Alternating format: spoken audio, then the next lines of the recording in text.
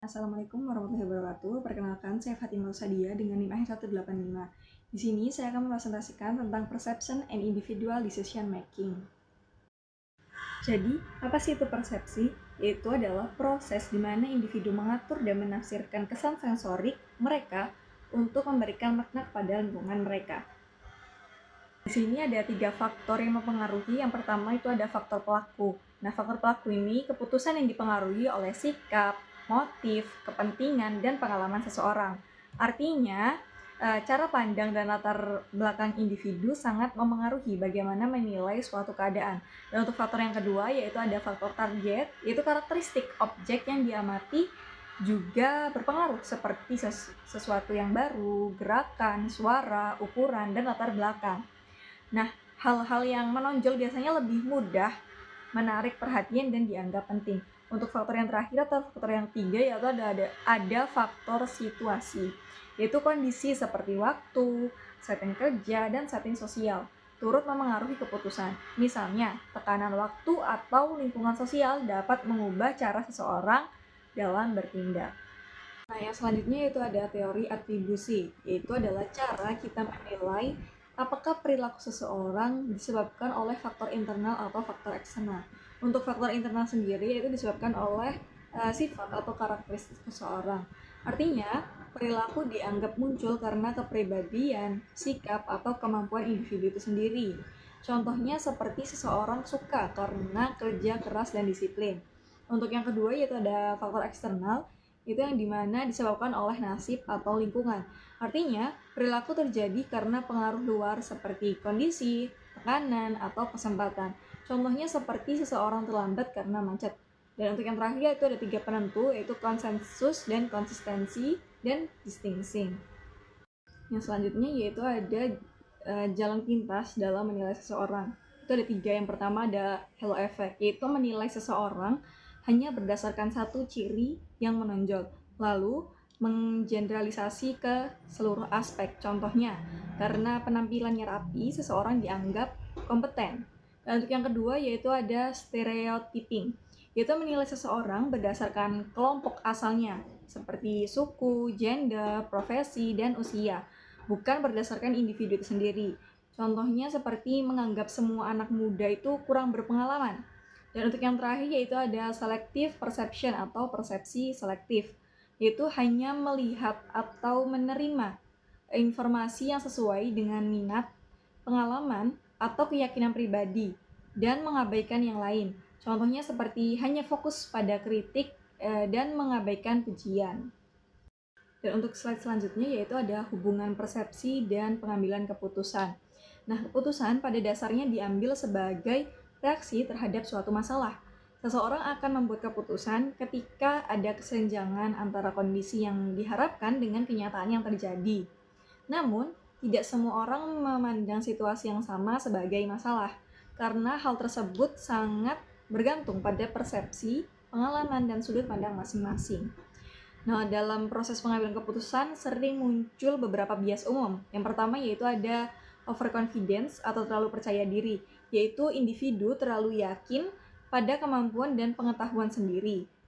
Nah, sehingga cenderung meremehkan resiko atau mengabaikan pendapat orang lain. Yang selanjutnya yaitu ada anchoring atau terpaku pada info awal. Itu keputusan terlalu dipengaruhi oleh informasi pertama yang diterima, sehingga sulit menyesuaikan penilaian meskipun ada data baru yang lebih relevan. Dan untuk yang terakhir yaitu ada escalation of commitment, yaitu eskalasi komitmen. Nah, yaitu tetap mempertahankan keputusan yang salah karena sudah terlanjur menginvestasikan waktu, tenaga, atau biaya dan enggan mengakui kesalahan. Nah, bias-bias ini dapat mempengaruhi kualitas keputusan jika tidak disadari dan dikendalikan. Nah, yang selanjutnya yaitu kita membahas tentang model pengambilan keputusan. Nah, di sini modelnya itu ada 3. Yang pertama ada rational decision making, yaitu adalah model yang menggambarkan bagaimana individu seharusnya berperilaku untuk memaksimalkan hasil. Dan untuk model yang kedua yaitu adalah bounded rationality, yaitu membuat keputusan dengan menyederhanakan masalah tanpa menangkap semua kompleksitasnya. Dan yang terakhir yaitu ada intuition, yaitu proses tidak sadar yang tercipta dari pengalaman yang sudah terasah. Nah, yang selanjutnya yaitu kita membahas tentang etika dan kreativitas dalam pengambilan keputusan. Untuk etika sendiri yaitu ada 3. Yang pertama ada utilitarianisme, yang kedua ada hak atau rights, dan yang terakhir ada keadilan atau justice. Nah, untuk utilitarianisme sendiri yaitu adalah prinsip etika yang menilai keputusan berdasarkan manfaat terbesar bagi jumlah orang terbanyak. Keputusan dianggap baik jika menghasilkan dampak positif paling besar.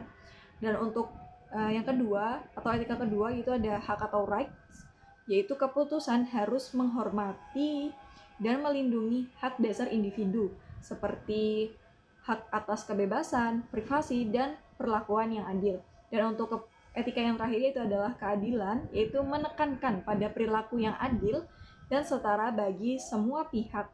Keputusan tidak boleh memihak atau merugikan pihak tertentu tanpa alasan yang jelas. Nah, untuk kreativitas sendiri yaitu adalah kemampuan yang menghasilkan ide-ide baru dan bermanfaat dalam memecahkan masalah. Nah, untuk kreativitas terdiri dari 3 komponen juga. Yang pertama adalah keahlian, yaitu pengetahuan dan kemampuan dalam bidang tertentu. Yang kedua ada keterampilan berpikir kreatif, yaitu kemampuan melihat masalah dari sudut pandang berbeda.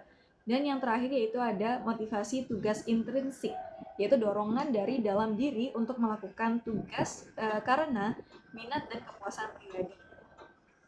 Semua unsur ini penting dalam menghasilkan keputusan yang inovatif dan etis. Nah, yang selanjutnya itu kita masuk ke dalam studi kasus perusahaan dalam pengambilan keputusan. Nah, di sini aku mengambil PT KAI dalam pengambilan keputusan. Nah, PT KAI sendiri kan berfokus pada penyediaan jasa angkutan yang lancar, aman, dan nyaman. Strategis perusahaan didasarkan pada visi untuk menjadi penyedia jasa transportasi terbaik dengan fokus pada pelayanan pelanggan. Misi mereka mencakup penyelenggaraan bisnis perkereta-apian yang berlandaskan 4 pilar utama, yaitu keselamatan, ketepatan waktu, pelayanan, dan kenyamanan.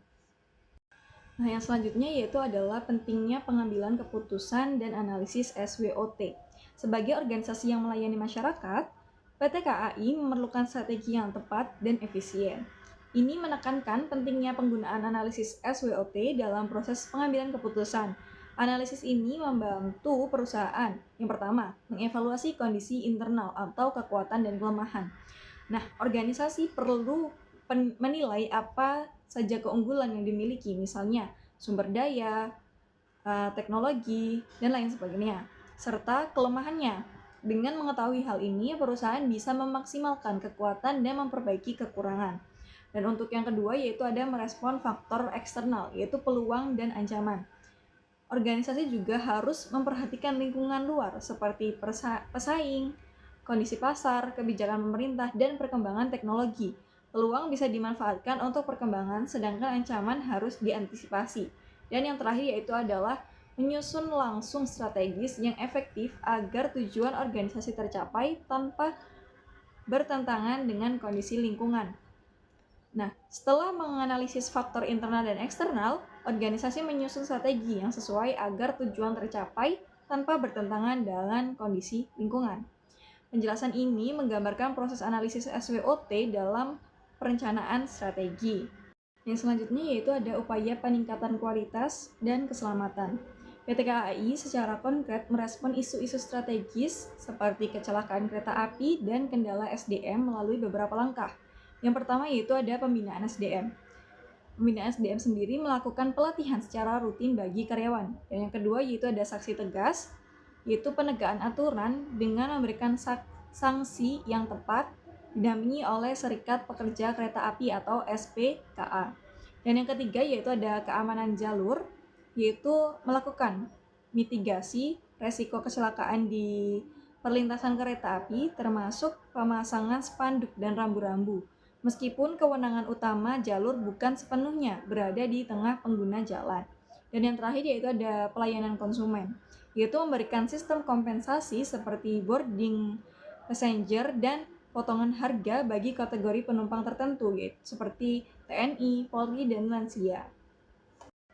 Jadi, kesimpulannya, strategi PT KAI dibangun untuk menjembatani antara kemampuan internal organisasi dengan tuntutan lingkungan eksternal guna menciptakan pelayanan publik yang prima. Mungkin cukup sekian presentasi yang dapat saya sampaikan.